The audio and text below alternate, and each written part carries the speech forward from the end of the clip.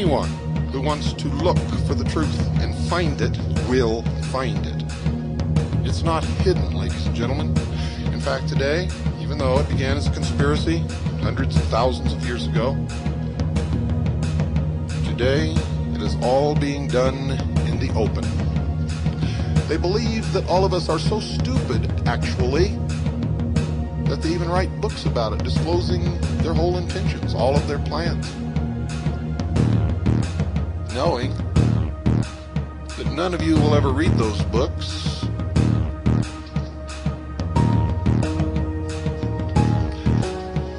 And if you did, you wouldn't believe it. I said none of you. That's not really true.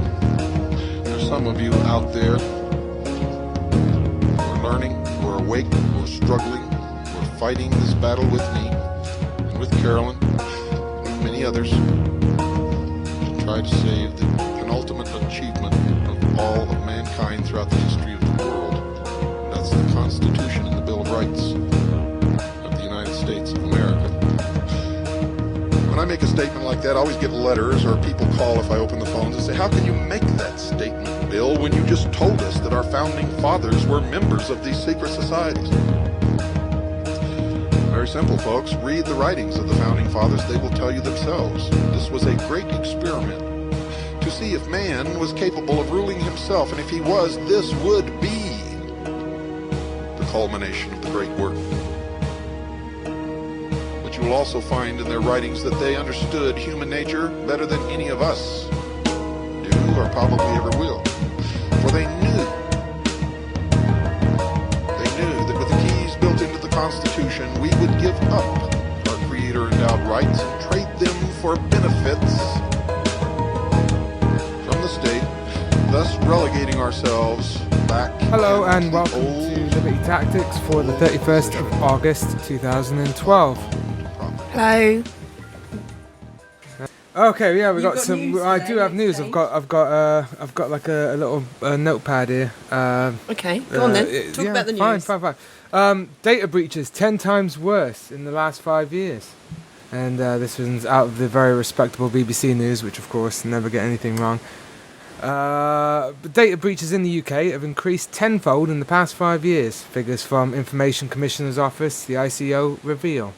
In local government, the increase was 1,609%, and within the NHS, 935%. The figures were issued after a Freedom of Information Act request by data company Emotion Mobile Security. But the ICO says the numbers show that organisations report more breaches than they did before, not actually that there was more. Okay. But I just thought it was sort of interesting because we're getting to the point nowadays where more and more of our information is getting given and shared around. Data protection in general is a bit of a joke. Anyways, it's more of a contract for people to actually sell your data. But it's funny the amount of information that just gets sort of lost all the time. It does. Sorry, I'm just keeping an eye on the chat box. Oh, are you? Yeah, everywhere's gossiping, and it's not true for anyone who's listening and who's been picking up on the rumours. And Brian will be making comments in his own time, but I thought I'd just clear the fact that he doesn't have a brother and he was not arrested up. So that's my. That's bit the on the chat room. is that EastEnders? That's the bit of drama. Bit of EastEnders. Okay, back to the news. Go on. Right, hacker steals Hertfordshire police officers' data. A police website has been hacked, leading to the publication of what appears to be login details for dozens of police officers. The Hertfordshire Police said information stored on an externally hosted database. It was probably quite extreme. Said that the information had been stolen and their username and passwords had been stolen. Okay. I'm not sure if it was by like an anonymous sort of superhero or whether it was just, they posted, they wrote all their username and passwords on a napkin somewhere and that was picked up. Possibly. But it's Hertfordshire, that's where I'm from, so, they we're all a bit used to. scatty round there.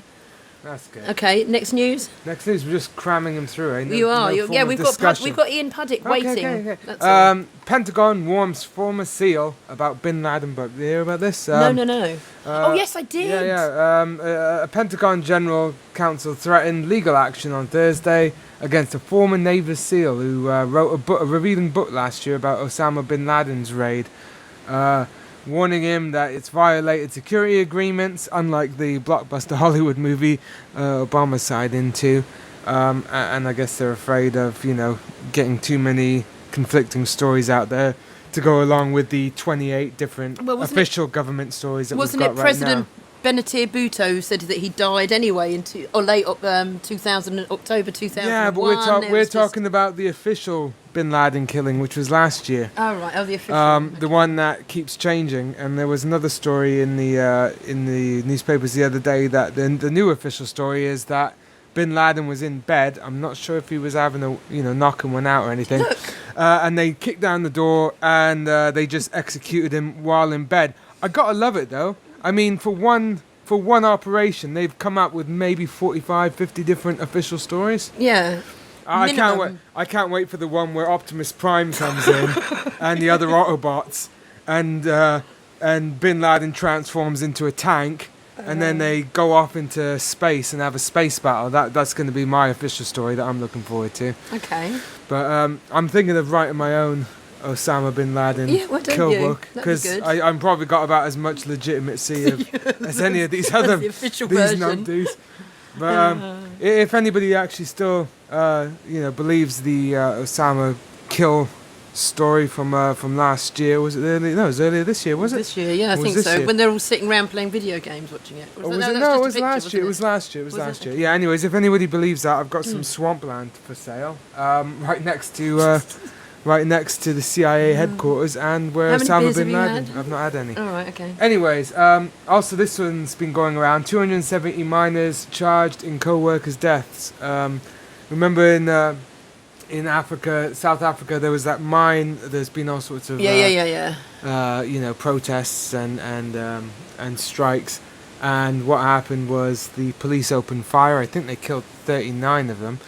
And then they rounded up the rest, and now they've arrested, because of the president in Africa, they can arrest if there's violence that they say you instigated, and the police have to quell it. Yeah. You're responsible for that. So they've basically charged 270 of these miners with the murder of the 39 that the cops killed.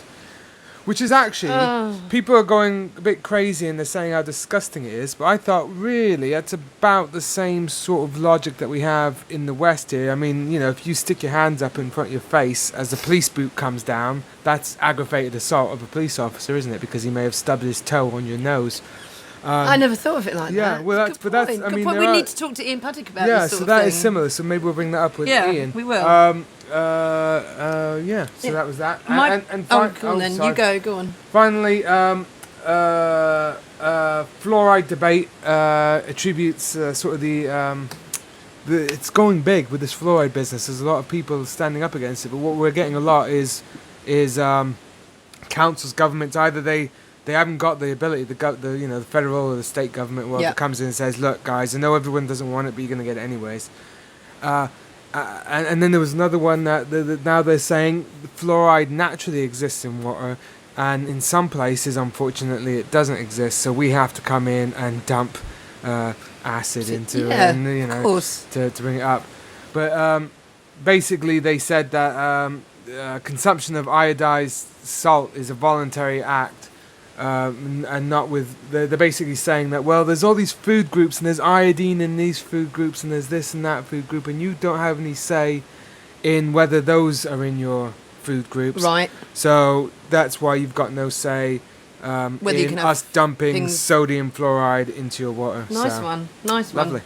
My news, everyone get a bucket because you'll vomit. Nicolas Sarkozy follows in the highly lucrative footsteps of old friend Tony Blair by lining up a £200,000 an hour job with an investment bank. It's Tony Blair news with Lou. Oh, God. Honestly, Morgan Stanley apparently has offered the former French president €250,000 for 1 hour work. And Tony Blair earns around 2.5 million from his role as an advisor to rival firm JP Morgan. So, well, I can't really say any more without being rude. I've never actually told you this, but I love Tony Blair, and I think he's one of those people that have just got such a... He's so charismatic. He's got that beautiful smile. He's got glowing red eyes. I mean, he's just sex on legs, to be honest. Would you stop? That's my only news I have. That is your only news. That's my only news. Yeah. So basically, you saw Tony Blair earlier in the week. I've seen. You went mental, and then that's been it for the rest of the week. It was today's. That was in today's newspaper. So right. I have monitored things today. So. Oh, thanks for letting me know. Sorry. Have you noticed it's a bit strange? I've got 12 on my desk. I've got 12 canisters of boot We're going to play a polish. song now and come back with Ian Puddick. Talk police corruption. Met Police. Privileges.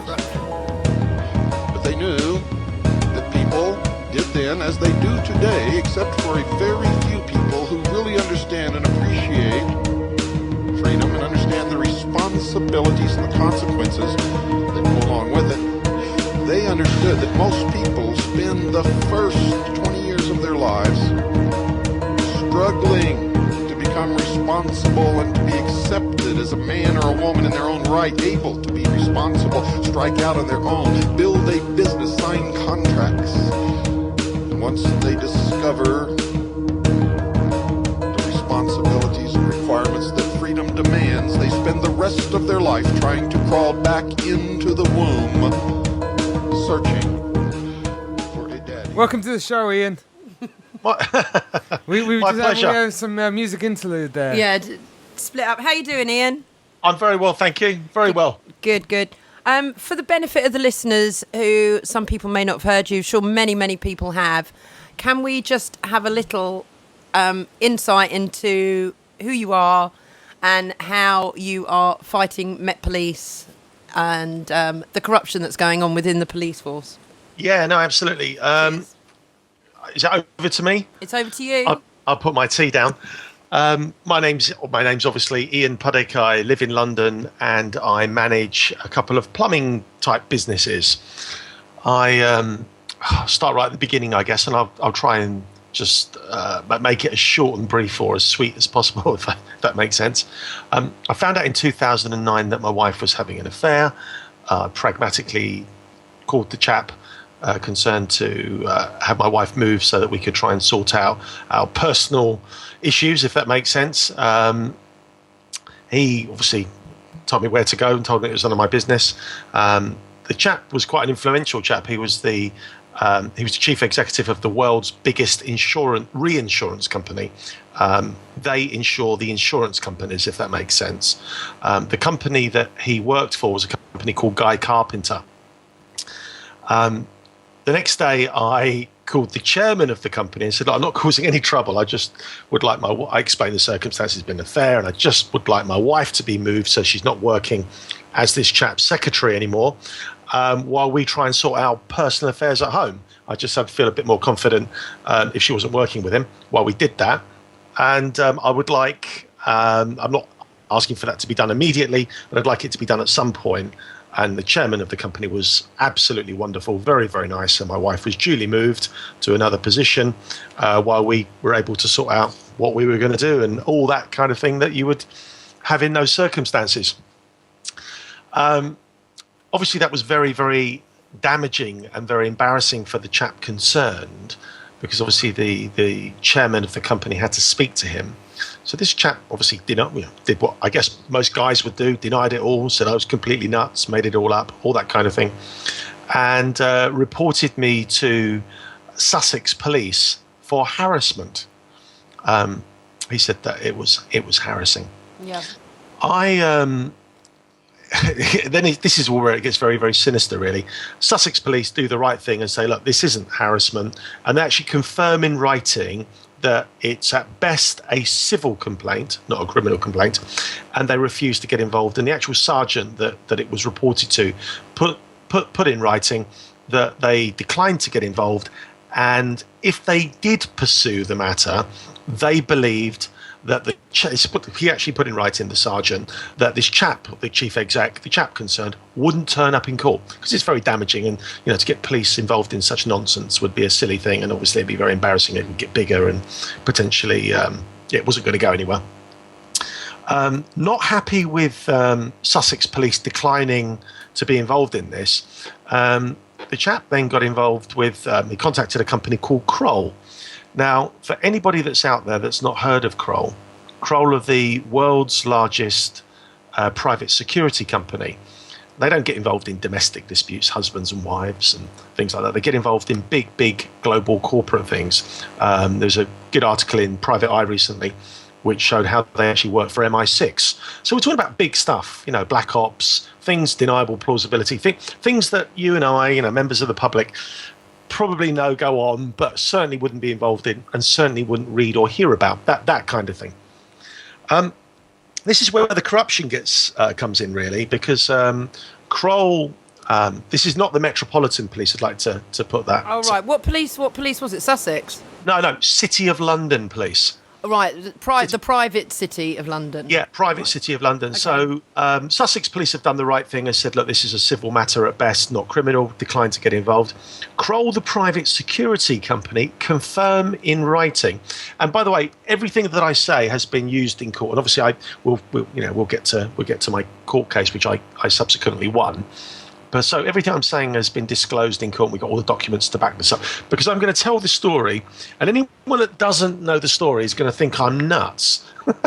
and understandably so. I do have to say that. If somebody else was telling me this story and I had never heard it, do you know what? Would I believe it? Probably not. I would think, well, there's something the chap's not saying, there's something he's hiding, he's not telling the truth, or he's lying, or he's nuts. All of those things, those things would be more plausible than what I'm about to say. Okay. So Kroll, the private security giant, then confirm in writing that they have friends at City of London Police. There's an email trail that goes backwards and forwards, and obviously I have access to these emails. They're given to me at a later date by the Crown Prosecution Service. And the email trail is very, very black and white. It very, very simply says, we need a favour. The City of London Police, Kroll actually say to City of London Police, we have a problem because Sussex have declined to get involved. But because Kroll have got friends at City of London Police at superintendent level, Chief Superintendent Steve Chandler authorises, in his email, not Kroll's, in a police email, he will devote considerable resources and the use of counter-terrorism directorate to put an operation together called Operation Bohan to basically watch and monitor me on the whim and the hope that I do something dreadfully illegal that they can capture me on. Now, anyone that's ever looked at my website, you'll see photographs of my car. The police are tracking me from outer space. It's photographs of my car literally just driving down the road. And the photographs are great. And they're actually taken from outer space, from satellites. That's pretty cool, mate, actually. Well, I got more respect. They got Mission Impossible on your ass. After they raided me for the first time, when the counter-terrorist police raided my company and arrested me, I got more respect in the office after that. I shouldn't make jokes about it. So yeah, they put this huge operation together, and the idea really is to gather intelligence on me and basically find anything that they can that would link me to criminal behaviour, so that they can arrest me and obviously pull in a favour for Kroll, and I'm off the scene.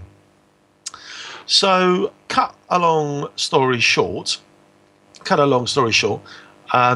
my wife is then interviewed by City of London Police.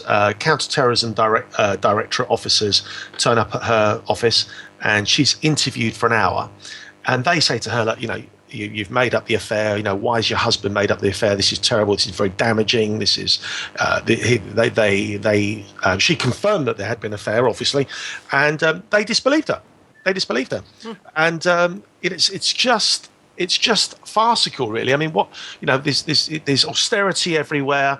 And, obviously we read and hear in the newspapers and in the media that the police are making massive cuts. And we've now got counter-terrorism directorate officers interviewing a woman about an alleged affair. And they keep saying that it's an alleged affair. She says, no, it happened. And whether it happened or it didn't happen, who really cares, to be quite honest with you?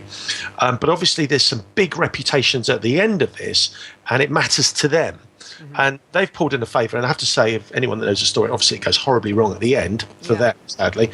But, so they put it to my partner that I'd made up the affair because I'm a plumber, and obviously this chap's a multimillionaire, and I'm jealous of his city status and obviously of his wealth.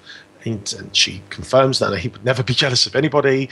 And, there is an affair. But, the long and the short of it is they confirmed that there was no affair. The issue isn't the affair. The issue is why are counter-terrorism officers being involved in such crap? Yeah. What's going on here? And anyone objectively looking at just what I've said so far, none of this really rings true. None of it really makes sense. Shortly after that, I get a phone call from the managing director of Kroll, a chap called Benedict Hamilton. Now, just before I got this call, I got lots of sort of threatening calls anonymously to my phone. Silly, nothing I took seriously, to be honest with you. Just stupid, empty threats. And then I get one of the calls was, you've got no idea who you've been messing with, and we're going to F you like you have never been F before. Trust me, we've got deep, deep pockets. Now, that was one of the calls. It was anonymous. I had no idea who it had come from. That was just the type of call that I got. Now, the reason that one is quite specific, because at a later date, the managing director of Kroll, Benedict Hamilton, actually put in his police statement that he got a clean pay-as-you-go phone that could not be traced, and acknowledges in his police statement that he'd been calling me. And in his police statement, he actually says, and I called Mr. Puddick and reminded him that he had no idea who he was messing with. He admitted to say that he used the F word several times and threatened me by saying that I would be F'd like I'd never been F'd before.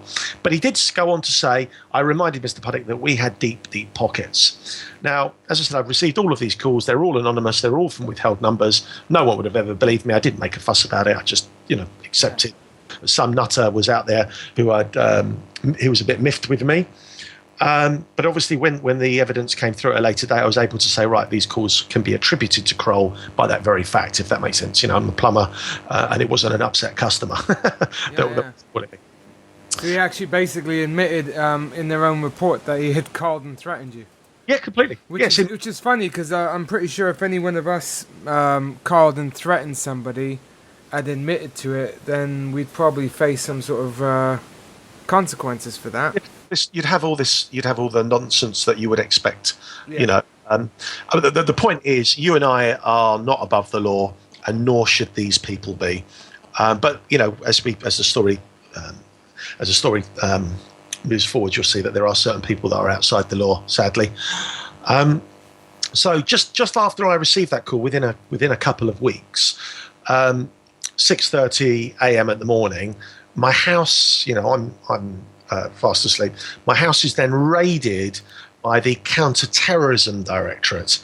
I actually thought they had the wrong house initially. People, he must have been terrified. Well, no, not really. I mean, I genuinely thought there's a simple mistake that I wasn't anticipating the counter-terrorism coming after me for anything. So it just got out of it. It's when they said, Ian Puddick, we're arresting you for making the calls. So Ian, I just want to interject. When you say the anti-terrorism, what is this, like blokes in stormtrooper outfits, black outfits with guns, or was it civilized? Or this is the City of London Counter-Terrorism Directorate. It's not, as I said, it's not the Met. Right. Real proper. The sovereign state of City of London. But I mean, were they armed? How did that? It all happened in a flash, and I was whisked out of my home in a moment. I did a freedom of information request. Right. To ask who? I mean, I'm a big fella, but I'm not a tough guy. I'm a complete wimp. As all the girls in my office will testify. I did a freedom of information request because nobody should have guns pointed at their head. I don't care who they are or what they are. No one should ever have guns pointed at their head. So they could have guns pointed at your head then. That's what I was trying to... Well, what I did was a freedom of information request to find out who had authorised an armed response, on what grounds, and based on what, obviously. And obviously that was declined by City of London Police on operational reasons. But I've never threatened anybody. I've never been charged with threatening anybody. Nobody has ever made a complaint to the police that I've threatened anybody. So there's no grounds for any of this nonsense so far. Right. So, I'm obviously rushed into Bishopsgate high security police station. I have to say, in the police car taking me from my home to the police station, the officers were very nice. Very, very nice. Explained to them immediately, when they were saying, what's happened, and I told them. They were really, really nice, and just normal guys, really. One of the officers was quite saying, well, if that had happened to me, mate, it'd be in hospital. Well, I'm not a tough guy. I'm not going to threaten anybody, and I'm certainly not going to put anybody in hospital. But the response from the guys in the police car were, don't worry, mate, he would have been in hospital. And I don't want to dwell on the affair in any shape or form. And I've never, ever done that in anything I've ever said, written or tweeted or text. But unfortunately, I can't tell my story without saying there was an affair, because obviously, sadly, there was an affair at the beginning, and that is part of the narrative. That is part of the story. Yeah. And let's be frank as well, going back to the affair, it's no more this guy's fault than it's my wife's. It takes two to tango. He didn't rape her. And I'll say no more than that. So to go on about this guy, which I don't ever name, even now the court case is over and I've won and I could, say and do anything I want, I don't, and I never have. The real issue is about the police response and the subsequent way that I was treated. So I'm taken to the police station. Obviously, I've never been arrested before. I've never been in trouble. They offer me a lawyer. I decline a lawyer. And the officers, as I said, are very nice. And they said, look, decline the lawyer. They read my rights. They do all the right things. And they say, look, you told us in the car exactly what happened. Could you tell us again? And obviously, this is a formal recorded interview. And obviously, I recount the story that I told them in the police car that on the way to the police station. And I tell the whole story, and the whole interview is over to me. They don't question me. There's no, did you do this? Did you say that? Was this happening? They just say, look, you told us in the car, you gave us a confession, you've made the calls. Could you tell us again in your own words? And bang, that's what I do. So it's, from a forensic perspective, it's open and shut. Did you make the calls? Yes, I did. Why did you make them? Well, I explain. And that's it. It should be over and done with in a short period of time, which it was. I'm then kept, obviously, in the station till later that evening, and I'm then released. On the way home, the actual sergeant, Detective Sergeant John Ellis, on the way home is a bit of a bully boy. Obviously, I've been completely compliant during the interview. I told the truth, as you would expect any person to do in the circumstances. And he kept, while they were driving me home in the evening, he kept suggesting that he would have got more out of me. And I said, what? I told you absolutely everything. You don't need a solicitor to tell you what you can and can't say if you're telling the truth. I do believe that. However, with my experience, which is what I'm going to get to shortly, yeah, I would advise anybody listening, if you are ever arrested by the police and you think, well, they're nice guys, that they're human beings just like you and I, and obviously they can understand, just for heaven's sake, get a lawyer. Whatever happens, get a lawyer. And I'm not talking about the situation so far. It's about what's to come. Right. You must have some legal representation. Don't get the lawyer that the police officers offer you free of charge in the station. Get an independent lawyer. That's the advice I would certainly say. So I'm freed that evening. There was some nonsense with the police officer in the car on the way back. There was some more nonsense, which I just won't go into at the moment. With him when he took me home, that will be coming out in the new documentary that's being made about this. And what then happened was a month later, I then had to return to answer my bail. I had to find out if I was going to be charged, what I was going to be charged with. And a month later, I'm taken back. I had to go back to Snow Hill Police Station, where I arrive. The officers take me through to the to the desk, a custody sergeant, and I'm charged with Section 2 non-violent harassment for making the calls. And obviously they've got a full confession that I made the calls. The big issue is for a judge or for a magistrate. It can't go to a Crown Court because it's only a summary-only offence. It can't go to a Crown Court.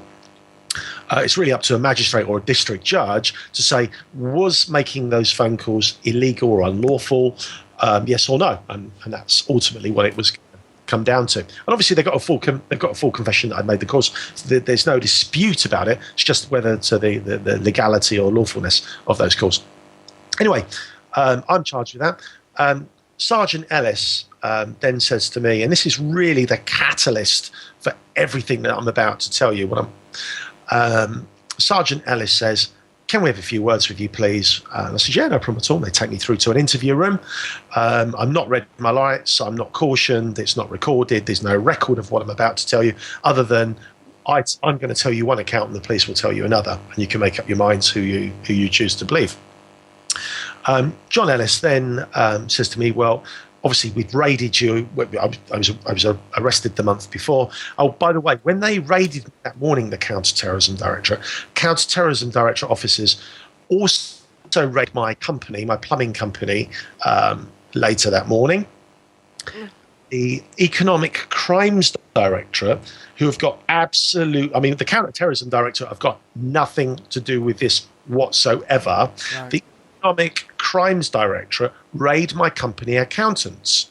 Now, any police officers listening to this, either I am Pablo Escobar, international drug dealer and counterfeiter or whatever, or I'm a plumber that has miffed somebody off in authority, in power, and some favours are being poured in. And they raid my company accountants. Now, it's clear that my company accounts have got nothing to do with my wife. When you say raid, did they take your computers? Did they take property? They took all my computers, laptops, digital camera, satellite navigation system, a mobile phone. Trying to think, all those digital camera. Did I say that? Cuddly toy. They took everything that they possibly could. Yeah. That could potentially show that I'm involved in any potential criminal activity. And what they did was they sent everything off to the high-tech crimes laboratory for forensic analysis. So they've had all this information for a month. I'm taken in for this interview with Detective Sergeant John Ellis. And as I said, this is City of London Police, not the Metropolitan Police.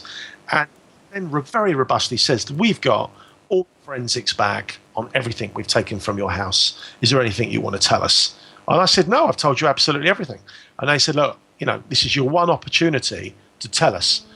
And so basically it's saying, look, we didn't find anything, but could you please give us some information that we can stitch you up on, please? Is that what he was sort of trying to get at? Or I know now how it works. I know that now, but I didn't know that at the time. But yeah, what he was doing. And I kept saying, look, I told you absolutely everything. I declined a lawyer. I didn't have anyone saying, don't say this, you can say that, but you can't say this, you can't. I told you the absolute truth. I told the guys the truth in the police car, and I repeated it on tape so you know what I did. So there's no dispute. And he said, no. And he said, no. And he said, no, you've been very cooperative. And I said, well, I haven't got a clue what you're talking about. I really haven't got a clue. And he said, why have we found photographs of you taking crack cocaine? And I went into one. Immediately and said, look, I haven't got a clue what you're talking about, but there's going to be no discussion or debate on this subject. I have never, ever seen any of those kind of drugs. So there's no photographs of me taking cocaine. They don't exist. There's no misunderstandings. There's no, I was at a party and she was here and I was there and there was this and it was all a big misunderstanding. That did not happen. It has never happened. It could never happen. So there's no discussion. So I'm not even going to get into a conversation with you about this. And I would like a solicitor now. He said, you don't need a solicitor. This is an informal chat. I said, listen, you've been not very informal from where I'm sitting. Yeah. And then he banged his fist on the little table that was there. and just went crazy. He just went absolutely crazy, and he was just firing. Are you an effing recreational user? Do you sell it? Do you do this? Do you do that? And I'm demanding to see. I didn't answer any of his questions. I want to see this picture. And as he was firing questions at me, I want to see this picture. I want to see this photograph. I've got to see this picture. If you have a picture, this is really clear. Yeah. If you have a picture, it has been photoshopped.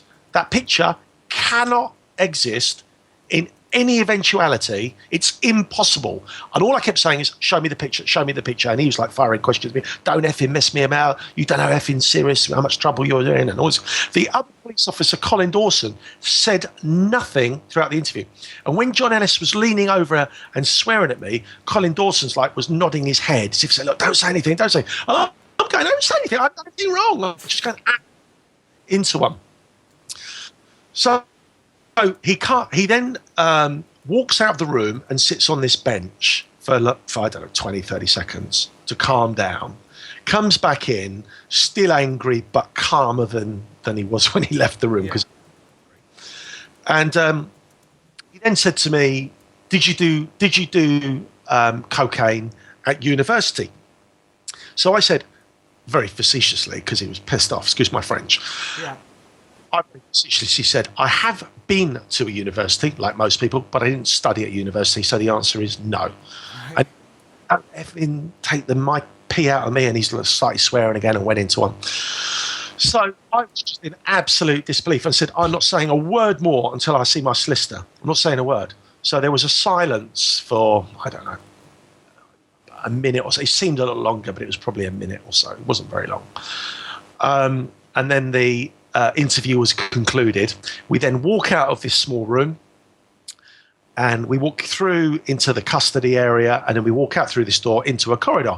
As we're walking out through this main corridor that links us to the reception, to the outside, he stops me again, and I'm up against the wall, and he stands forward, like he was close enough so his cigarette breath was right in my face, and he said, the other thing that we found on your computer. Oh, by the way, sorry. Coming back to just before we left the interview room, before it was concluded, I kept saying, there was a silence, and I just said, I want, if anything, I just want to see this picture. I want to see this picture. And he said, and his final comments were, we don't have the picture here. And I said, well, I'll wait until you go and get it. And then he admitted that the picture didn't exist. Yeah, the picture didn't exist. He then described loosely a picture that that the forensics team had reported to him, but he had never seen, because I asked him. Sorry, this has been going on for years, and I'm sorry to miss this, but it's quite important because it will come back to haunt the City of London police a bit later in the story. He describes this picture. The minute he describes this picture, I know instantly the picture he's talking about. By the way, I'm not in the picture. And yes, it's a Photoshop picture of my friend Andrew Riley. And just to put it in some kind of context, in 2002, I was the best man to my friend Andrew Riley. And rather than stand up at the wedding and give the groom, my friend Andrew, a tough time, as you do as the best man, I created a PowerPoint presentation called A Life of Riley, in which had lots of photographs of Andrew, the stages of his life as a young boy, young man growing up. And I went through a drug stage, a gangster stage. I put all bling on him, a gay stage, and it got a lot. Yeah. And when he I went, hang on. I said, one, I'm not in the picture. It's my friend Andrew Riley. It was shown at a public wedding, not because Andrew Riley is some kind of drug dealer, but it was there created in the context of him being gay, with him being a gangster, with him being a drug dealer, involved in all these terrible things. Show his wife and everybody, look, there's a side of Andrew you didn't know, and it got a laugh. And in the context of the presentation, the PowerPoint presentation, A Life of Riley, if you look at it in that context in which it was created and shown, it's clear to anybody it's fun. And it got a good laugh. And they were trying to bully me by swearing and being abusive and being threatening. They were trying to, because I'd been so compliant the month earlier when I was arrested and told the truth, as you would expect, they thought if they come in really hard on me and swear and shout and threaten, I'll go, yeah, I did at uni or something like that, because that's what it the end, and then they would have something substantial to justify the £1 million that on satellite photographs, on the whole of Operation Bohan, and going through my life with a fine-tooth comb to find some criminality. And let's just recap. This is because your wife had an affair and you wanted just to have her move so you could maybe reconcile things with your wife. Sure. Right, okay, that's cool. Carry on, Ian. You couldn't make this up. You couldn't. No. And as you said, if he's telling somebody this for the first time, they've not heard it, they'll be going, no, that wouldn't happen in this country. There's something there's something I'm not telling you. It gets worse. It gets a lot worse than from what's happened so far. So cut a long story short, I was really peed off to have all this crap. So what I did was, and this, by the way, and I admitted this to the police as well, so there's no disputes, and I don't want anyone to think that I'm missing out.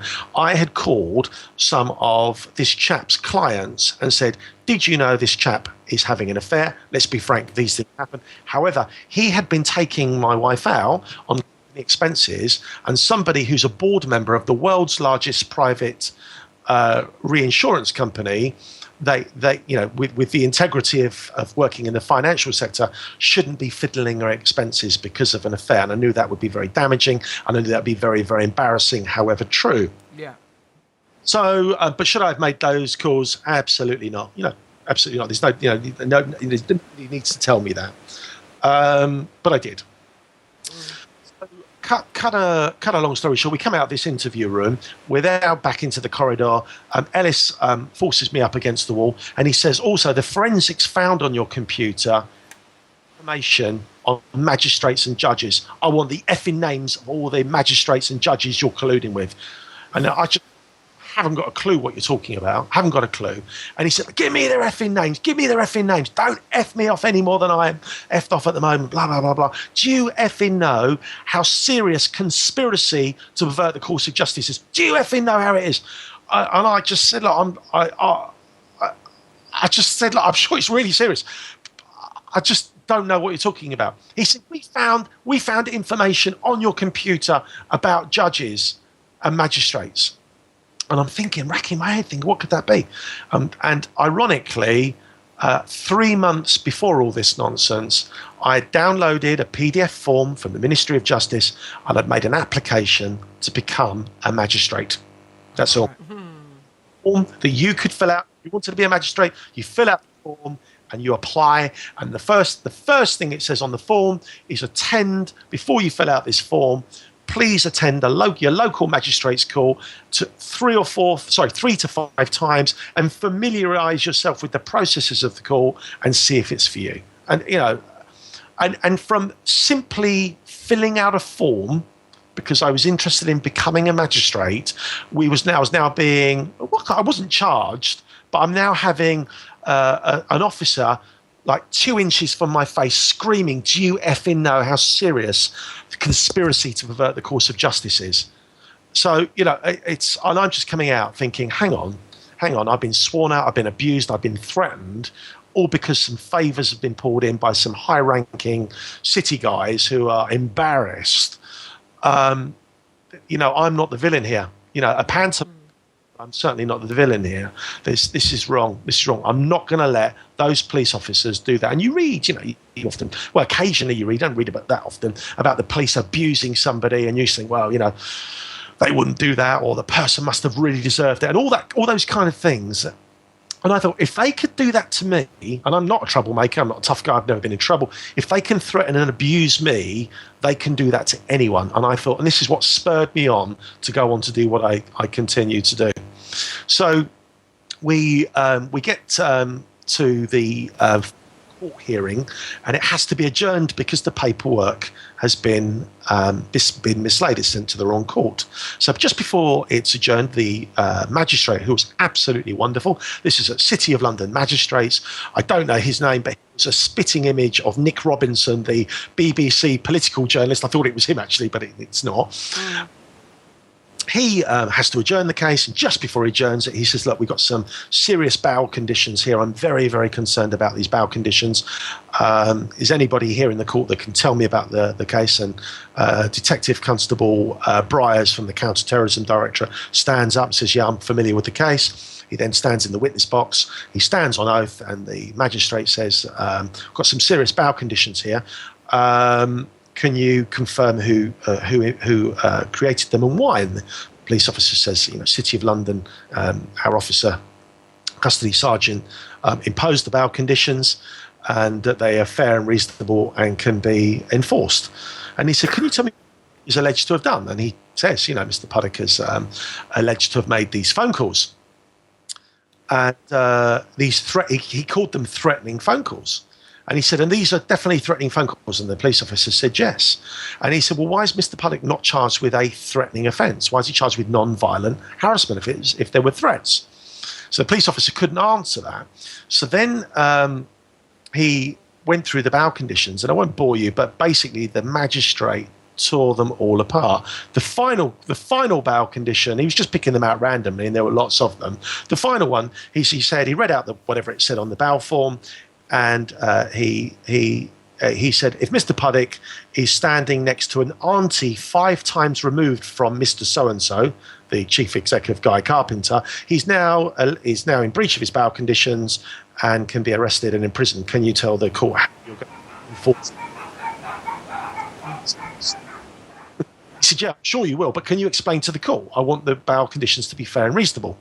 And again, the police officer couldn't answer that. He couldn't answer any of the bowel conditions. So the magistrate said, and what's these threats? I want to know what these threats are. He said, I'm feeling very threatened by Mr. Puddick now. What were these threats that were so threatening that nobody can turn up in court? Mr. So-and-so is not here today.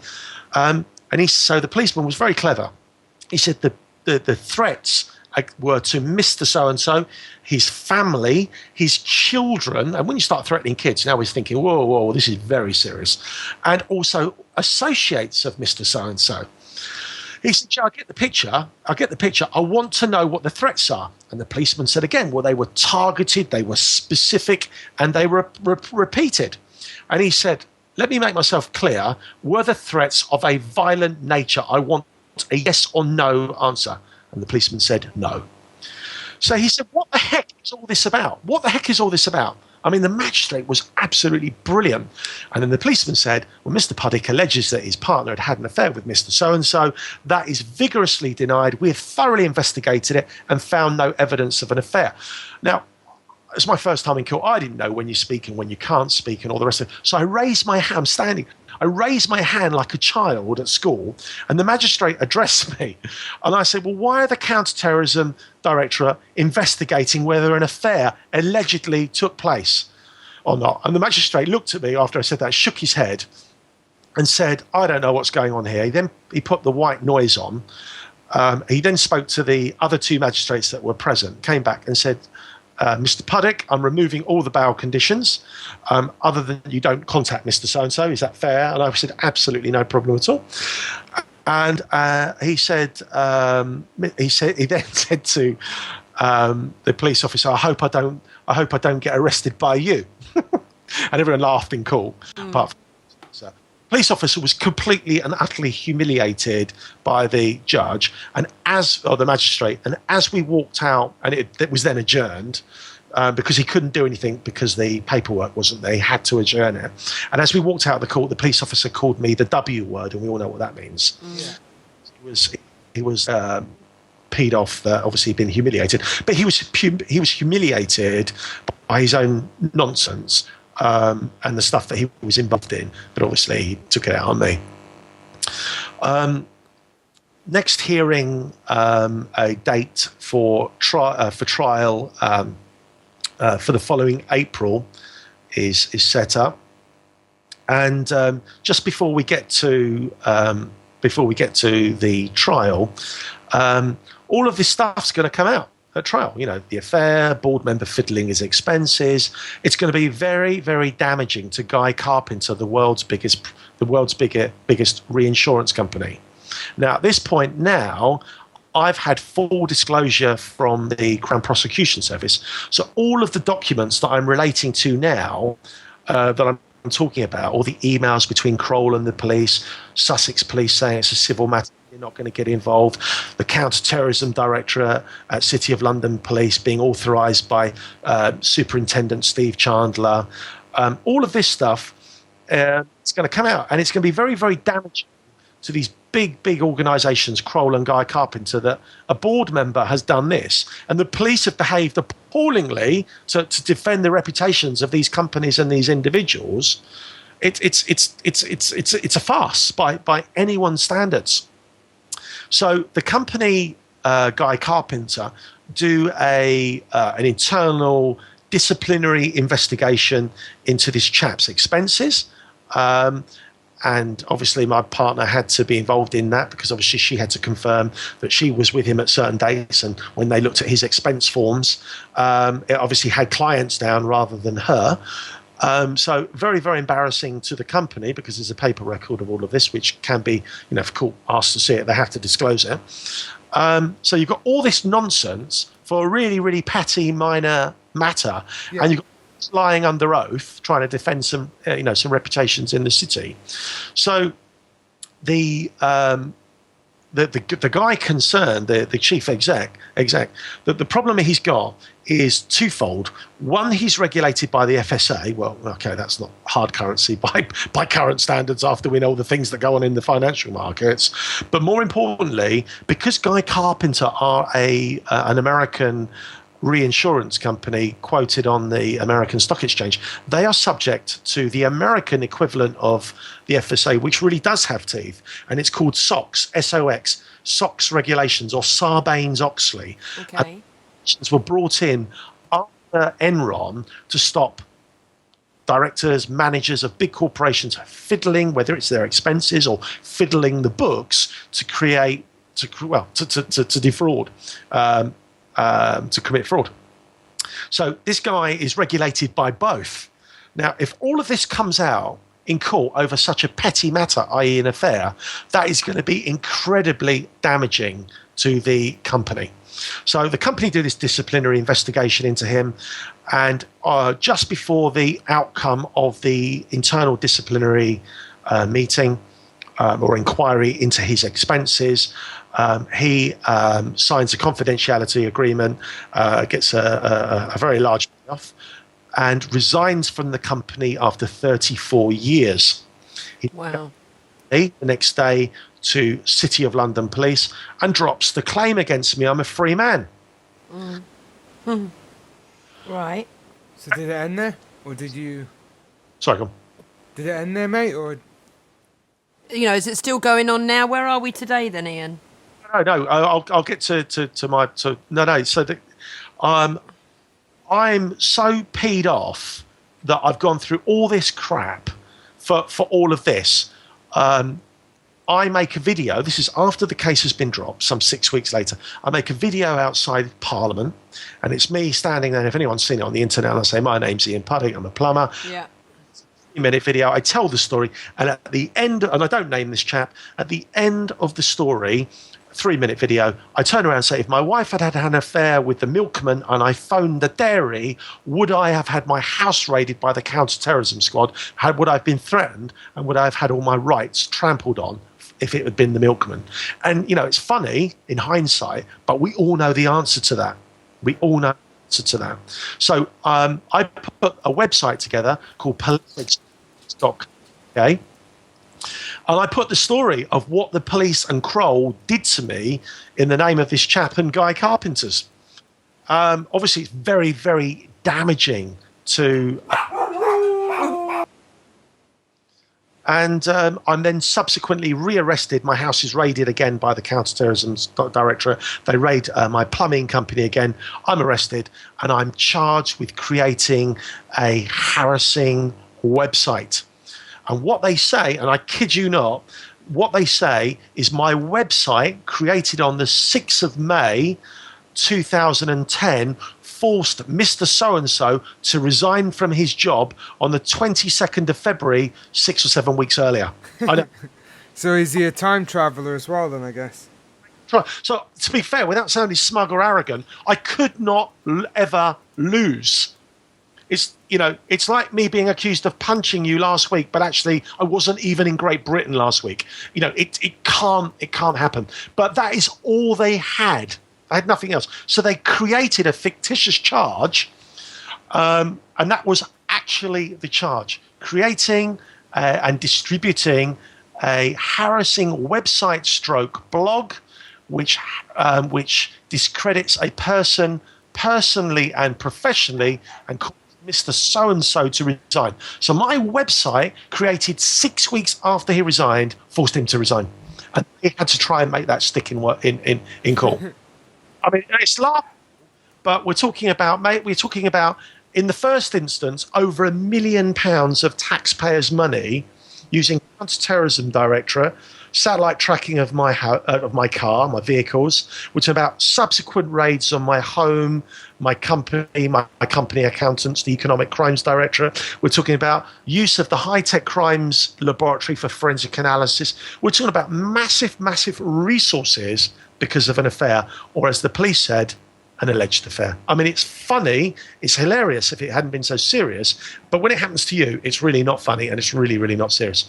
Well, yeah, and in this day and age where the lower classes, the common man is struggling to make do, and we've got austerity breathing down our necks. The fact that you got these agencies willy-nilly spending millions and millions of pounds in public money on such rampant abuses is just incredible. Isn't it? It's absolutely outrageous.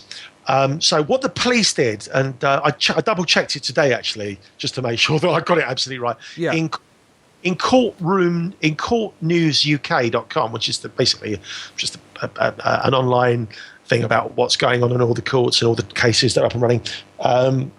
They spoke to the police about the up-and-coming trial of my website, which obviously I won. They described my website as a hate website. So it classified as an anti-Semitic, an anti-gay, an anti-Islamic website. Now, obviously, anyone that's interested, have a look at my website, policeexpenses.co.uk, because, without being smug, you paid for it. You ultimately, somewhere down the line, people have paid through this, through their taxes. So I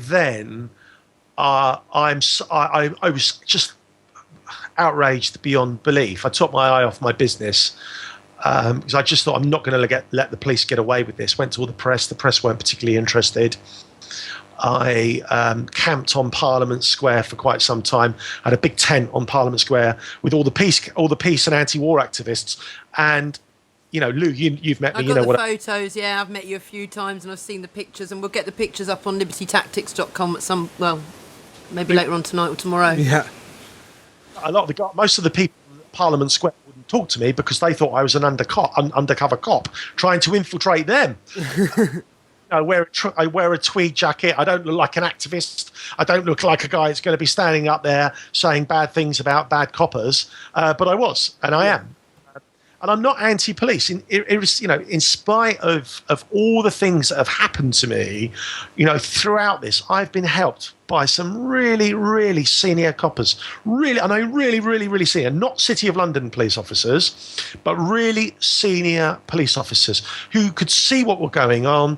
They were truly appalled, and I promised them, any of the help that they gave me, any of the things that they did, any of the advice that they gave me. I would never go and say, so and so told me this. I wouldn't drop them in it, and I haven't. So I spent nearly a year before my trial. I went to Speaker's Corner every Sunday religiously with banners all about police corruption. I think you've seen some of the pictures, Lou. Yeah. Hand out flyers. Saying that I'm on trial. I'm on trial for creating this website. Freedom of speech. Everything I've said on this website about the police is true. I should have a right to say it. I say it respectfully. I don't shout and scream. I don't use any foul language. I try and say it in the most constructive way that I can, with some kind of perspective. and they would send undercover police officers to this is City of London Police. Remember, the taxpayers paying for all of this. They would send undercover police officers to Speaker's Corner, Hyde Park, and I'd be able to get a big crowd together. Because everyone's like in disbelief every Sunday, just every week the same old thing, and everyone's no. And I built up this huge Twitter following, huge following on the internet. Obviously, outside the mainstream press, no one would touch it, but on the web, it's a big story. It's a big story about police corruption and lack of police accountability. So I was then rearrested again for speaking at Speaker's Corner.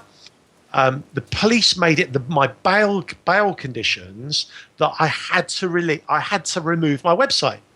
Now, as you can imagine, I'm going through all this rubbish because of my website, so I certainly wasn't going to take it down because they told me I had to. They are effectively judge and jury about what I can say and what I can't say. So I would sign my bail conditions because otherwise they wouldn't let me out. And then obviously I'd ignore them because there was no way I was going to take my website, and then they would rearrest me again. Breaking your bail conditions is serious, but they never did me for breaking my bail conditions because they knew it would never stick. So they knew what they was doing was unlawful. So I mount this huge campaign against the City of London Police. And every time they rearrest me for mounting this campaign against them, they cite it as harassment of this chap. Even though I never mention him, I don't say anything about him at all. It's all, you look at my website, it's all about the City of London Police. So we eventually get to my trial, and all the press are there. And I would tweet extensively about police corruption, about City of London police corruption, about lack of accountability, about how I was brutalised in custody by Detective Sergeant John Ellis. I would just go on and on about that all the time. I'm sure it's boring for anyone that knows the story. Well, what I'm wondering, Ian, is this doesn't sound like the sort of thing that, well, maybe this is an isolated incident, but it makes us wonder in general if this is sort of a common occurrence. Is this basically the main purpose for so many of these units is just to quash personal vendettas of the elite? It just seems. It seems like they weren't too happy about you going public, and maybe they're sort of used to just doing this sort of thing and threatening people, and then them shutting up for the rest of their lives. You can't see this sort of thing go on and just assume it's an isolated incident. In my point of view, anyways. Well, what I found as I went through this saga is they're just generally not accountable. Yeah. They're just, I don't want to paint all a picture of all police officers because, to suggest that they're not, there's not good people in the system would be outrageous and would be a sin. It would be completely unfair on all the really good people that were out there trying to help me. But it's the system. It's the system. It's like saying, right, let's make crime illegal. Well, we know there's going to be crime tomorrow. We know there's going to be crime in a month's time. But there are systems in place to try and tackle it. Police corruption is an issue. It's not something you really hear about. It's not something you read about. The story that I'm telling you think, well, that probably happens in Botswana, but it could never happen in the UK. Well, it does happen in the UK. I know lots of examples of it happening. The press don't talk about it. So the public has no idea that it does go on. That's a big issue, and because the systems are in place with the IPCC, which is just completely rubbish. Yeah. I'm going to come to the creme de la creme, really, because there's been some breaking news literally in the last week, which I'll get to in a few moments. The systems that hold corrupt officers to account. What you'll find is senior cops, when they break the law, they retire. They are actually above the law. I'll give you a perfect example. Leveson. Everyone's going about. I mean, you read all the time about a journalist has been arrested this morning in Operation Elvedon for bribing a public official. Well, let's be really clear who that public official is. It's not the lollipop man. It's not the parks police. It's not the traffic police. It is either a detective or, on some occasions a prison warden, but most of the time it's a detective involved in serious crime who's being bribed for information. But you never read or hear about the cops that were taking the bribe, but only about the journalists who offered and gave the bribe. And let's make a big distinction here, because I tweet this extensively. The police hold a special... I mean, I speak to lots of police officers who are sympathetic to what I'm doing. They always say, yeah, but what about the bankers? And I agree with them. What can you say? Yeah, the bankers, none of them have been held to account, but that's a story for somebody else. I'm not involved in any of that. But let's just talk about the difference between the police and every other stratosphere within society, including the bankers. The police swear an oath to uphold the law. Bankers and journalists don't. Doesn't exempt the law, but the police have a place in society to uphold the law and to be above all this crap. And for me, when I listened to the Leveson inquiry, which I followed extensively, Ian Hislop, the editor of Private Eye, said it. He said it so succinctly when he gave evidence. He said the only reason we have Leveson is because of police corruption. The Met Police, and we're not talking about the Parks Police, the Met Police, we're talking about commanders and the commissioner. That they were all in bed with Murdoch or News International. They were writing articles for the News International, and they knew about the hacking. They did various investigations and found no case to answer. Now, okay, they all resigned, but hang on, these guys are paid to uphold the law, and they're paid a lot of money, by the way. They paid an awful lot of money, these senior police officers, and they all retire on fat pensions and go off become consultants for private security companies like Kroll, and they are in effect above the law. And it's that lack of accountability that breeds this culture of corruption. If you knew that you could park on I mean, in London or in the big cities, this will be relevant. If you knew you could park on a double yellow line and you would never be fined, at worst, someone would say, don't do that again. You would find excuses. Well, I'm only going to be a minute. And you would park there. You'd create reasons in your own mind why it's acceptable. But because it's enforced, you think twice. There's cameras, there's especially in London, there's traffic wardens every 10 metres. But the police don't have that. They don't have that. And I'm going to give you a perfect account of when we talk about serious perjury. In my case, we get to trial. Remember, I'm charged with creating this website. The police can't make it stick because they don't have a TARDIS. So on day one of the trial, the officer in charge, Sarah Mayo, says, Mr. Puddick has put this website together. She describes it as a harassing website that has harassed Mr. So-and-so out of a job. He has put thousands upon thousands of tweets on Twitter all about this chap, about the affair, the sexual detail and all this kind of nonsense. And it harassed this guy. Now, I have to say, if I'd done that, forget doing it thousands of times, if I'd done that once or twice, I mean, you only need 2 counts. You only have to do something twice for the harassment law to stick. So the threshold or the burden of proof is very, very low. And she said he's put thousands and thousands of messages on the internet and Twitter and all this kind of stuff about the affair. He's got a website devoted to this chap. And the media were there. And let's be frank, it's a good story. However you look at it, it's a good story. It's a completely false story. So that night, the headline in court was Mr. Paddock, Ian Puddick harasses Mr. So-and-so, and with all this nonsense on Twitter, website, that are using social media. So Twitter, it's the biggest Twitter trial to date. There's another Twitter trial, which is the Twitter joke trial, where the guy recently had it overturned where he made a joke about blowing up an airport because of the bad weather.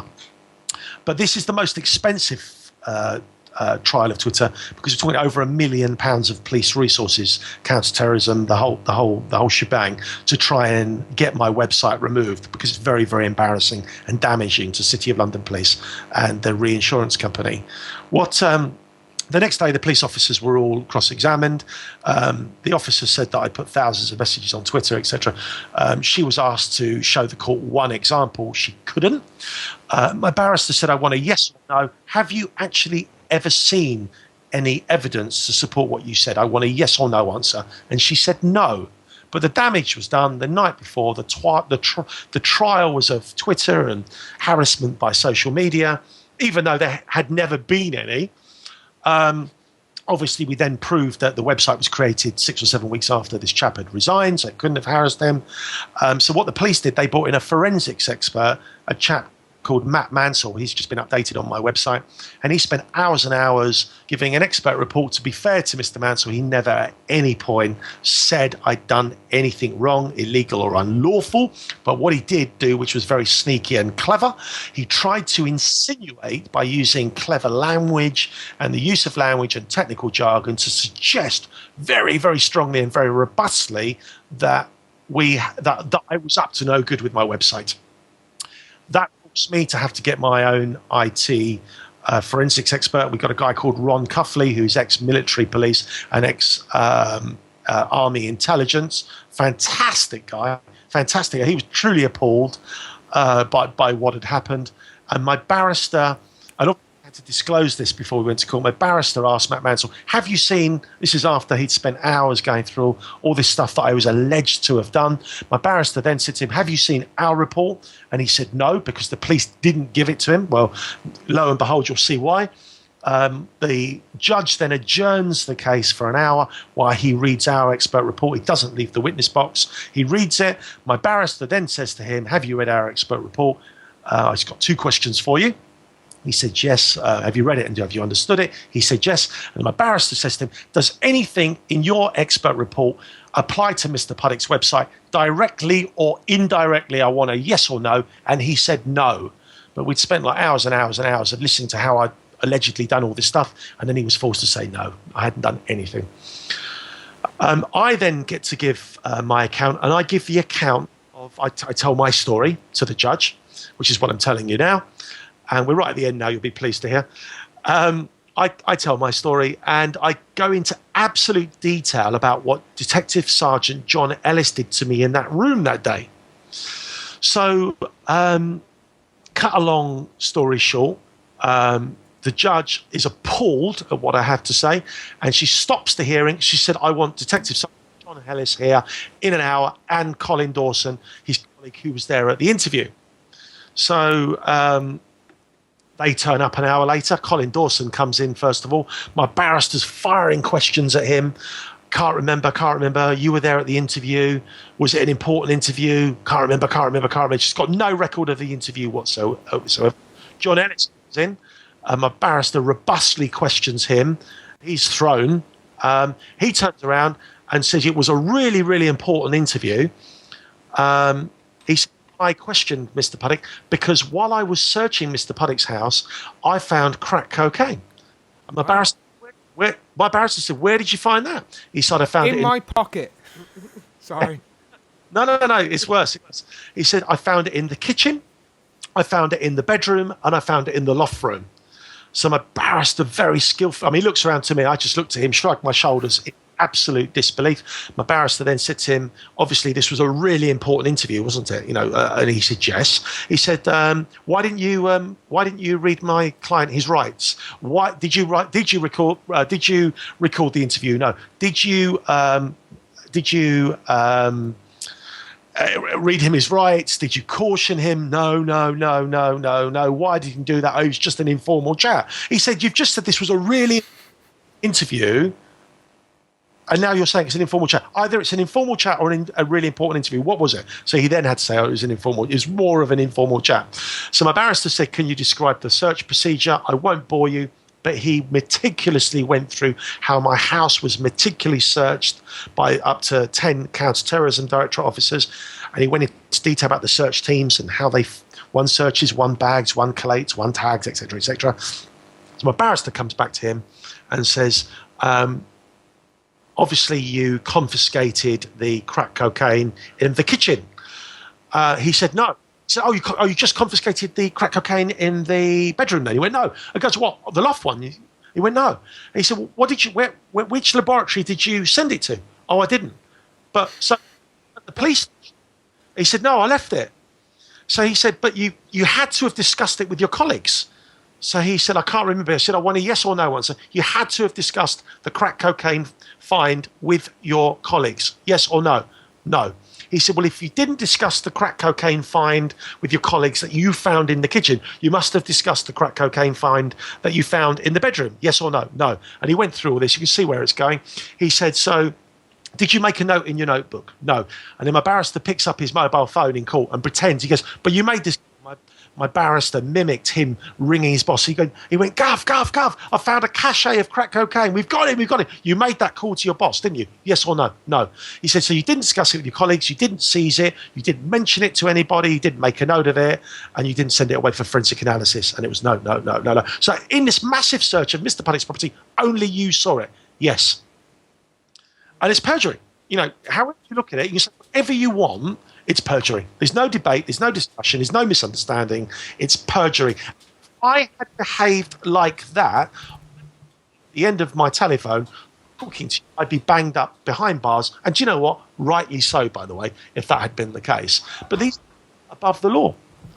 Above the law. And they're not held to account. So obviously the judge dismisses the charge against me, or the various charges, because there's several charges against me, all relating to my website, my initially creating the website, my reposting of the website. The reposting means that they kept telling me to take it down. I kept refusing, so therefore they were saying it's been reposted. Well, it was up. It was never taken down. And I wasn't going to take it down. And the judge actually asked me during my trial when I was giving evidence, the police kept asking you to take it down. Why would you not take it down? And I said, I believe in freedom of speech. My website is exposing police corruption, lack of accountability. There's a public interest, and I'm not going to be told by any police officer what I can and can't say. I said, I respect the jurisdiction of the court. If you turn around and say, please take it down, there'll be no dispute, it will come down. But I'm not going to be told by these corrupt officers what I can and can't do. And she smiled. It was a female judge. She smiled and made some notes. And obviously I was cleared.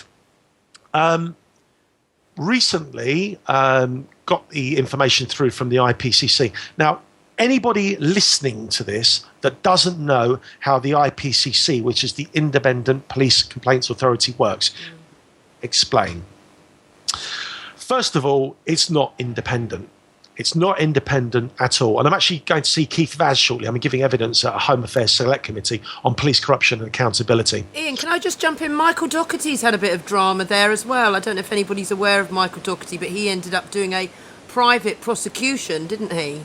He's in the process of it. Michael Doherty. Anybody out there is on Facebook, or he's on Twitter as Just Law, but the S in Just is a 5. Follow him. It's an incredible case of police corruption. In Michael's case, the IPCC looked at, he was exposing police corruption. The IPCC said no case to answer. The CPS looked at it and said that there'd been no criminal behaviour. He managed to get through all of that through sheer tenacity. He got it in front of a district judge, and I was in court because I'm supporting Michael, and he's a lovely fella, great guy. And the district judge looked at the evidence and said there is compelling evidence of alleged police corruption here. And he put it through. This is interesting. You'll like this. He then said, because Michael Doherty is doing a private prosecution, the district judge, Farrell, I want the CPS to take this over. He said, I don't want any nonsense. And he said, if there's any nonsense, he said, put my name on the paperwork and refer it back to me. So CPS are then going to take over the case against prosecuting the police. About a month later, what do you think the CPS did when they returned to court? They offered no evidence against the police, in spite of the judge, and I was there, saying there was compelling evidence of alleged police corruption or misconduct. Dropped it. And then Michael Doherty then, through, again, sheer tenacity, managed to say, well, I want a judicial review on this. And the judge has allowed Michael Doherty to carry on a private prosecution, because normally in this country, if it's a criminal prosecution, the CPS have to take it over. But because the CPS will try and drop it to protect the police, he's allowed to do it. It's been in the Telegraph. Fortunately, he's getting some media coverage, which is great. And I mean, I won't speak on Michael's behalf about what he's doing, because it wouldn't be fair. It's for Michael to talk about. But it's some good stuff. You should have him on your show. He's a lovely guy, and his story is compelling. Yeah. Indeed. So going back to mine, I complained to the IPCC about this, about my treatment in this unlawful interview, and about obviously the police officer saying that he found a cache of crack cocaine, and I complained to the IPCC. It's very, very serious. The IPCC, and this is how it works, hand back to City of London Police so that the officers themselves can investigate. I kid you not. I get a letter from Chief Superintendent David Laws, the head of the Tactical Firearms Directorate, also head of the Professional Standards Directorate, and they ring me up and say, look, we're investigating this claim against you. I give my story, and they find in favour of Sergeant Ellis. So Sergeant Ellis did find crack cocaine throughout my house. But I forgot to say, any police officer, they've spent over £1 million. They've gone through my life with a fine-tooth comb. The Economic Crimes Director, I've gone through my accounts thinking we'll get him on some kind of dodgy financial issue. I don't know if anyone here watches BBC Rogue Traders, but I occasionally appear as the BBC plumbing expert, the guy with the headphones on Rogue Traders, setting up the bad guys. I run my company properly. We don't do it all in a dodgy manner. It's all run in the way that a company should be run. And they tried everything to get me. And this is the interesting point.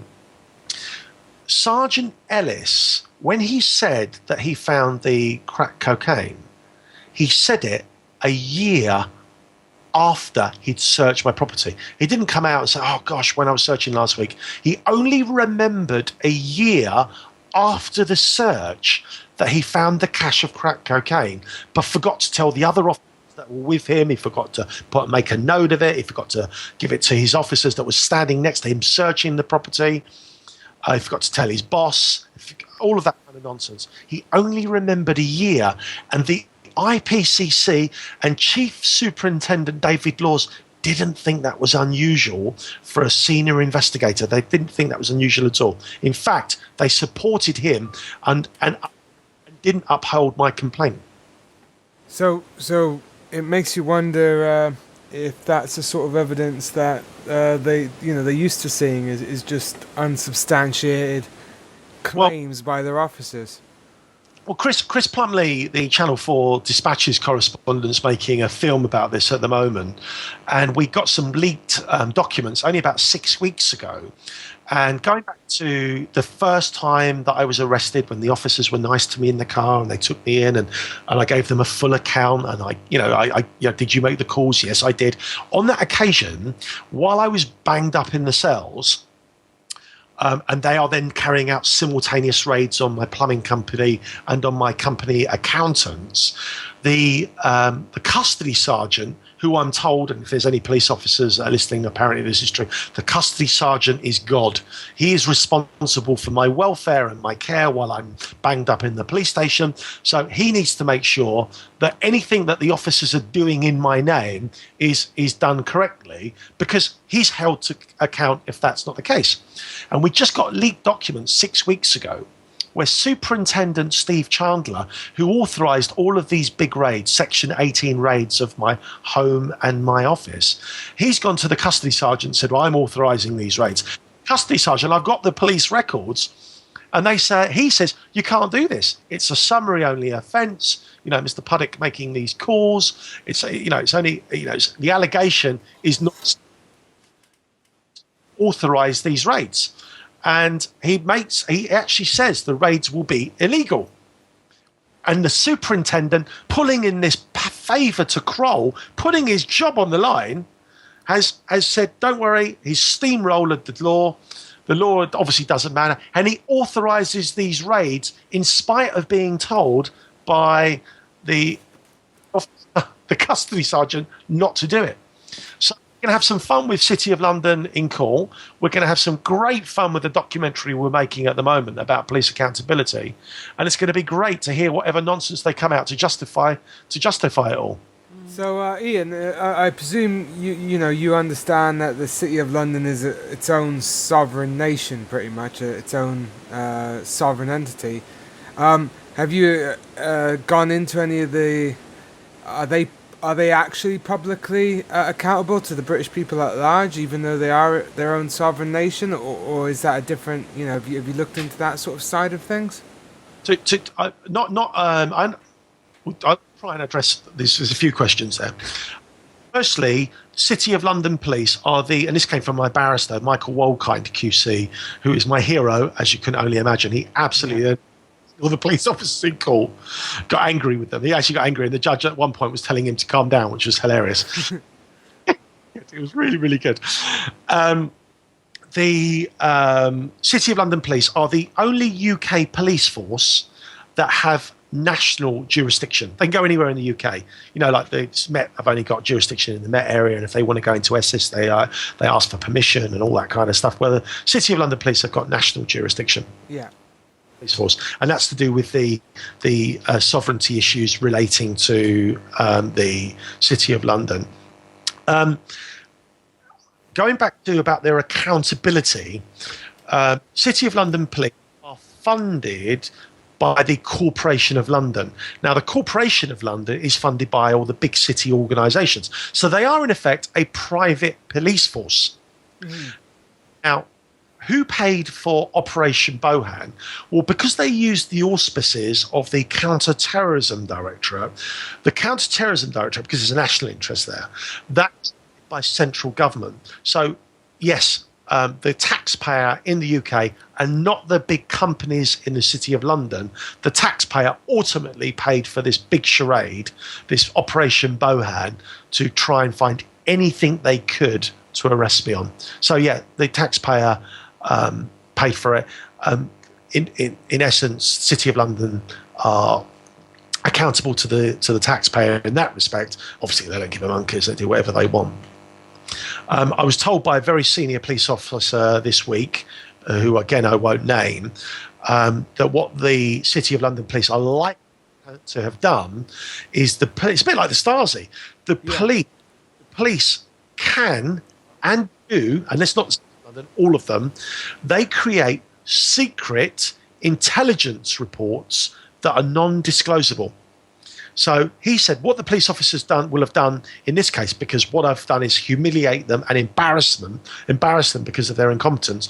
They almost certainly would have created a intelligence file on me as a potential, because they can't say I'm a crack cocaine dealer, because obviously that's, one, it's farcical, one, it's nonsense, and two, there's no evidence to support it. But because one officer lied in court, they, to cover their tracks, will most likely have created a secret intelligence file on me saying that I'm a suspected crack cocaine dealer. And the police officer that was helping me said, your big problem is, while that sits dormantly in the City of London police files, not a lot's going to happen, because obviously everyone knows I'm a cocaine dealer. However, when other intelligence agencies say, right, we're in North London, which is where I live, we need to crack down on drugs, to know who are known drug dealers and suspected drug dealers, my file then gets shared and ends up on numerous databases that are completely unaccountable, and I'm a suspected bloody drug dealer, all because of an affair.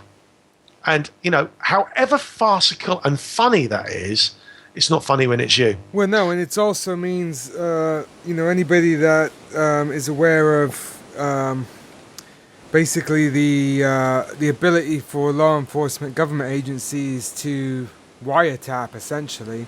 It's that understanding that you will be, I was about to say, your internet traffic is watched, your phones are probably being listened to, or they have that ability. All laws are, aren't they, well, I know, nowadays? but I mean, Ian stuck a giant target over his head now, and that's not really a very pleasant thing to live with. Do you sleep well at night, Ian? I went nothing. I mean, I'm all over the internet. I continue to, and now obviously I'm going to start a new phase of my campaign, because I'm alleged to be a crack cocaine dealer. Do you know what? I've never even seen frigging drugs. Do I let them get away with it? What would you do? Well, I've gone this far, and there's no way on God's earth that I'm going to let them get away with this. I can't say what I'm going to do publicly at the moment, because I've got to meet with my barrister next month. But we know what we're going to do, if that makes sense. And obviously, when do it in a very, very public manner. And it'd be great to see these police officers in court. And we wouldn't. It's obviously the only way forward for us all, really, but especially for yourself. The last thing you want to do is sort of go off the radar, because they'll probably keep their eye on you, and then the next moment a bit of rubbish falls out of your pocket onto the street floor or whatever, they'll be after you. So. Yeah. Through my computers forensically with a fine-tooth comb, and without saying, let's be really frank, we all knew what they were looking for or hoping to find, and obviously they didn't find it. So anything that they could smear me with, they have tried already. I'd say this is an interesting part of the story. My trial was in June 2011, last June, basically. Obviously, I've put all this information about the police and Kroll and Guy Carpenter all over the net. You put in Guy Carpenter Reinsurance Company, they come up, and I think I come up second. It's quite funny. And we did, me and oh God, Brian and I were looked into a little bit of Kroll. That what's his name? Bill William Broughton, the American guy who was brought in by Cameron, wasn't he? Yeah, Bill Bratton, the chairman. Bill Bratton, that's it, Bill Bratton. The papers were dubbing him as Super Cop or RoboCop, but he came in as and he's still today. He came in after the riots as a consultant. That's right. Home office. He's in a very, very expensive hotel on Park Lane in central London, all paid for us, and is advising us on policing matters. I don't know what's going on with policing in this country, but all I ever do is talk about my case and the lack of accountability, and I will continue to do that. But this is a shock, what I'm about to say. Obviously, prior to my trial, anybody that had been following the story knew that there was going to be a no holds bar in court. There's nothing, every injustice that had occurred to me, that was my one opportunity to tell the judge, which I did. And obviously there's some big reputations here. I'm talking about Kroll and Guy Carpenter, the reinsurance company. Just before my trial, what happens? My house is burgled, and what do they steal? They steal all my court defence documents. No way. Box with all my defense. They lifted my iPad off and stole all my court documents. Now, I think they were hoping that they would have a twofold effect. I think they thought, one, it would send a very powerful message to me, which I have to say it did. Yeah. Your own home. Did I get that message? I got that message very clearly. Two, I think they hoped I would go on Twitter and go, Mr. So-and-so has arranged for these people to break into my house. And I would name him, which I'd never done. And therefore, one, embarrass myself, try and embarrass him. And two, give the police an opportunity to arrest me again. Or two, obviously, I never did that. I don't believe the chap, believe it or not, had anything to do with that. I don't believe he even knew. This is about Kroll and Guy Carpenter saying, hang on, what's going to come out in court? What's going to affect our share price? And what's the risk limitation to our reputation in court? So Kroll, we can find out. And they did. Interestingly, a bug was left in my house. I emailed a picture of that to you. Yeah, I've got the picture, yeah. And so we had some experts look at that, and they said that's old hat. That was clear for you to find, and they were. I think they thought again. I'd go on Twitter and say, "Mr. So and So bugged my house," and try and blame him. But obviously, I don't blame him. I don't believe he had anything to do with it. I don't believe he even knew. So I think they just misread me. But who do I blame for all of this? Well, I blame the big companies, obviously.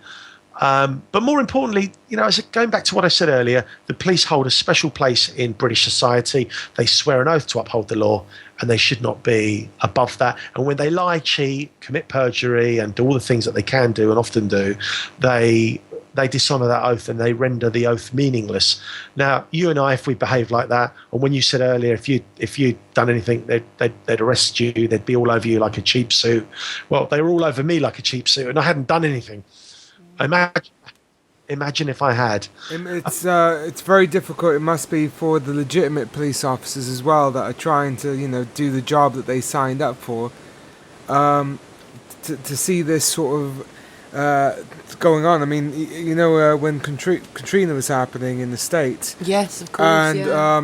you know, there was police from all over, and there was reports of the local cops basically robbing and raping and doing all this, Yeah. and the other police from other areas apparently were so disgusted that they just left. Well, that's sort of the opposite. They need to have arrested that, but that must be that mentality. It must be very, very difficult for a typical honest police officer to. I mean, how do you do that? If obviously your superiors The are thing is with the police, are common so purpose. crooked. We've got to remember, common purpose is really now, embedded into all of these.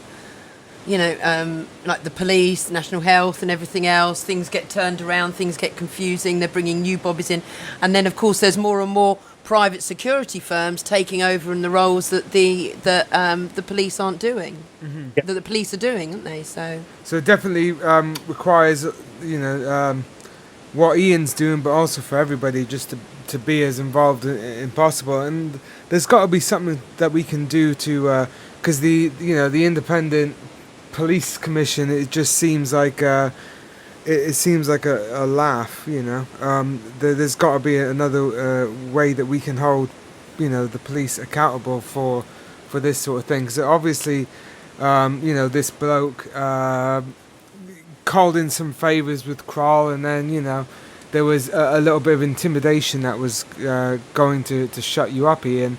But since once that didn't work, it seems to be now it's more of a vendetta to sort of pin something on you for showing up that they were so corrupt. yeah.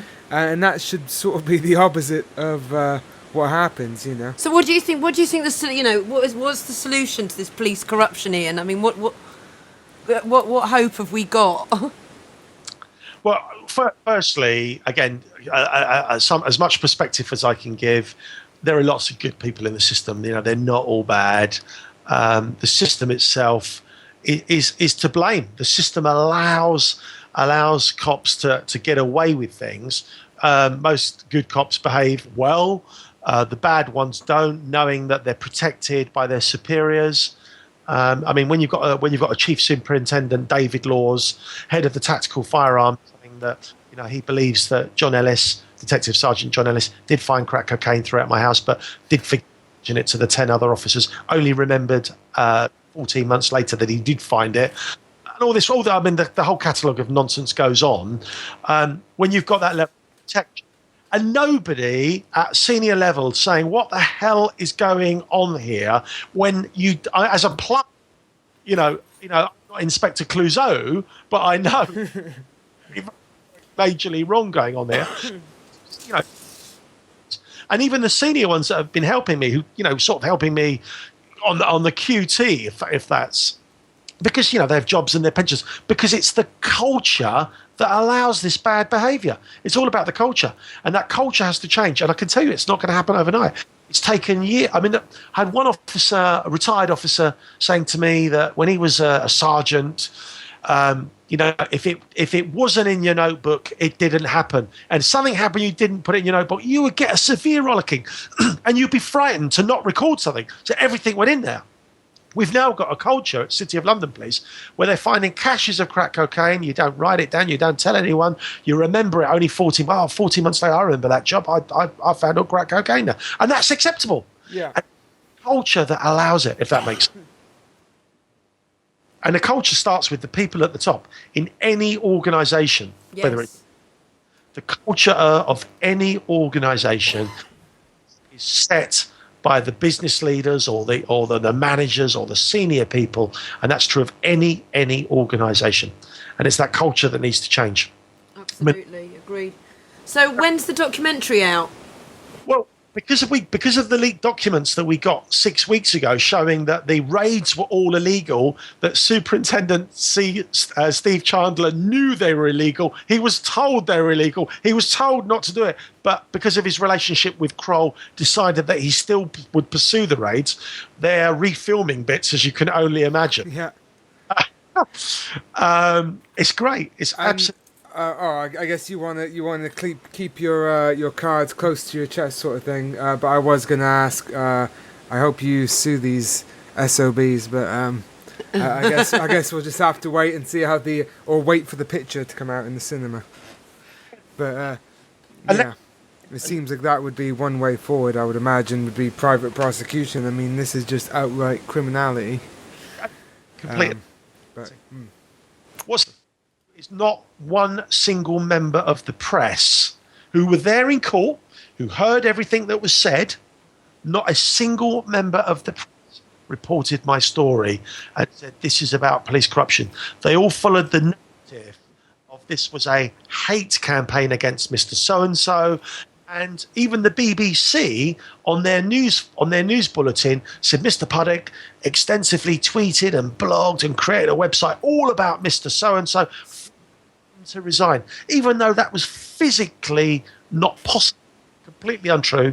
And Brian's seen the letter from the BBC because obviously I complained. Yeah. And these are documents we used in court which prove that story that you've sent out could not be true. And the BBC's reply was, well, everybody else, that was the coverage that everybody else. Blimey, you couldn't make it out. Oh, well, Ian, thank you so much for spending taking time out of your day to come and talk to us. And, we'll catch up again when there's a next instalment into the drama of the life of Ian Puddick.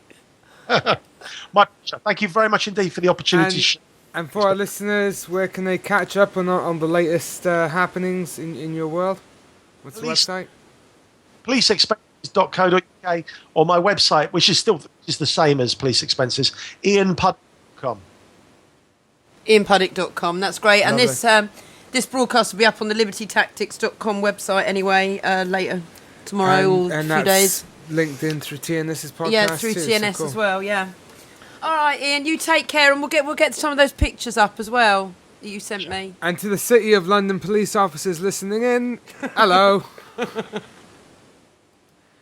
Oh, great interview as always with Ian. Wasn't it? I have just got a Facebook friend, Jamie, has asked me, could I just announce this for anyone who's around the Cornwall area? I think it's the 3rd, which I think is Monday. There's a major challenge to the claim powers of Parliament, government and magistrates, which is starting in West Cornwall. It's at the Magistrates Court in Truro on the 3rd of September at 10 a.m. A gentleman called Kevin Singh is offering a head-on challenge to all and any authorities that claim the power to set aside the provisions of Magna Carta 1215. And that's going on Monday in Truro. So anybody who is around the Cornwall area and is listening and wants to go and support Kevin, Jamie's going to be down there as well. It's at the West Cornwall Magistrate Courts, Truro, on the 3rd of September. Lovely. Public service announcements. So have we got anyone lined up next week, or are we going to keep it as a surprise until we maybe get some... I want to say Esoteric Agenda, Ian Crane is talking at, which is going on next weekend. There's him, Thomas Sheridan. Hang on a minute, I'm just getting the details. Yeah, it's an alternate. It's one of Ian's things with the ICANN crowd. Saturday the 8th of September, 11 a.m. to 10 p.m. at the Middleton Arena. So yeah, there's Ian Crane, Lord Pye, Pierre Sabac, Thomas Sheridan, Alex G from On the Edge, who hosted On the Edge at Edge Media, Ben Stewart, and they're all speaking next Saturday, the 8th at 11 a.m. So go to alternativeview.com for more info on that. So Ian, maybe we could get Ian on over Skype. I don't know, it'd be a surprise. Cool. Well, we'll keep it as a surprise. Just one more bit of related news to the Ian thing. The police drones, we're getting them like the Americans. So, don't feel left out that we haven't got the best. In America they had all the big civilian military Hummers. I was. I mean, the police state was a little bit too and apparently bit soft over here, but we're getting drones. Wow. Full on, and then that way, when they do have crooked cops, they can do it with drones as well as just knocking down your door with guns and arresting you and saying you've got crack cocaine.